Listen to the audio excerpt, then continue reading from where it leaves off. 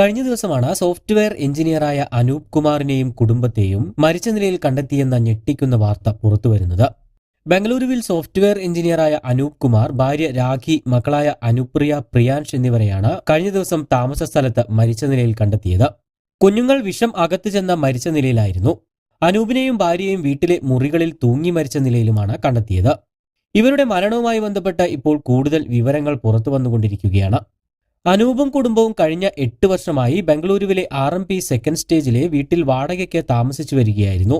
കഴിഞ്ഞ തിങ്കളാഴ്ച രാവിലെ വീട്ടുജോലിക്കാരി എത്തി വിളിച്ചിട്ടും മറുപടിയില്ലാത്തതിനെ തുടർന്ന് അയൽക്കാരും പോലീസും നടത്തിയ പരിശോധനയിലാണ് ഇവരെ മരിച്ച നിലയിൽ കണ്ടെത്തുന്നത്. വീട്ടുജോലിക്കും കുട്ടികളുടെ കാര്യങ്ങൾ നോക്കുന്നതിനുമായി 3 ജോലിക്കാരെയാണ് അനൂപ് കുമാർ നിയമിച്ചിരുന്നത്. ഇവർക്കെല്ലാം 15,000 രൂപ വീതം ശമ്പളവും നൽകിയിരുന്നു. തിങ്കളാഴ്ച പോണ്ടിച്ചേരിയിലേക്ക് കുടുംബം വിനോദയാത്ര പോവുകയാണെന്നും രാവിലെ നേരത്തെ എത്തണമെന്നും ജോലിക്കാരിയോട് ആവശ്യപ്പെട്ടിരുന്നുവെന്നും പറയുന്നു. ഞായറാഴ്ച ഇതിനായുള്ള സാധനങ്ങളെല്ലാം ഇവർ പാക്ക് ചെയ്ത് വെക്കുകയും ചെയ്തിരുന്നു. തലേദിവസം പോലും എല്ലാവരെയും സന്തോഷത്തോടെയാണ് കണ്ടതെന്നും വീട്ടുജോലിക്കാരി പറയുന്നു. എന്നാൽ പിന്നീട് പെട്ടെന്ന് എന്ത് സംഭവിച്ചു എന്നതിന്റെ ഞെട്ടലിലാണ് എല്ലാവരും. ദമ്പതികളുടെ മൂത്ത മകളായ അനുപ്രിയ മാനസിക വെല്ലുവിളി നേരിടുന്ന ഒരു പെൺകുട്ടിയാണ്. ഈ കുട്ടിയുടെ ആരോഗ്യസ്ഥിതി സംബന്ധിച്ച് അനൂപിനും രാഖിക്കും കടുത്ത മാനസിക സമ്മർദ്ദമുണ്ടായിരുന്നുവെന്നും വീട്ടുജോലിക്കാരികൾ പോലീസിനോട് മൊഴി നൽകിയിട്ടുണ്ട്.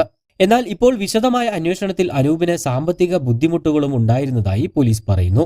കൂടാതെ അനൂപിന്റെ ശമ്പളത്തിന്റെ നല്ല ഒരു ഭാഗവും 5 വയസ്സുള്ള മകളുടെ ചികിത്സയ്ക്കായാണ് ചെലവഴിച്ചിരുന്നതെന്നും കണ്ടെത്തി. ബംഗളൂരുവിൽ ഒരു IT സ്ഥാപനത്തിൽ കൺസൾട്ടന്റായി ജോലി ചെയ്തു വരികയായിരുന്നു അനൂപ്. ഈ സമ്മർദ്ദങ്ങളെല്ലാം അദ്ദേഹത്തിന്റെ മാനസികാരോഗ്യത്തെ ബാധിച്ചിരുന്നതായും പോലീസ് പറയുന്നു. ഇതായിരിക്കാം പെട്ടെന്ന് ആത്മഹത്യയിലേക്ക് വഴിവെച്ചത് എന്നുമാണ് പോലീസിന്റെ കണ്ടെത്തൽ. എന്നാൽ സംഭവ സ്ഥലത്തു നിന്നും ആത്മഹത്യ കുറിപ്പോ മറ്റോ കണ്ടെത്തിയിട്ടില്ല. അതിനാൽ തന്നെ അസ്വാഭാവിക മരണത്തിനാണ് പോലീസ് ഇപ്പോൾ കേസെടുത്തിട്ടുള്ളത്.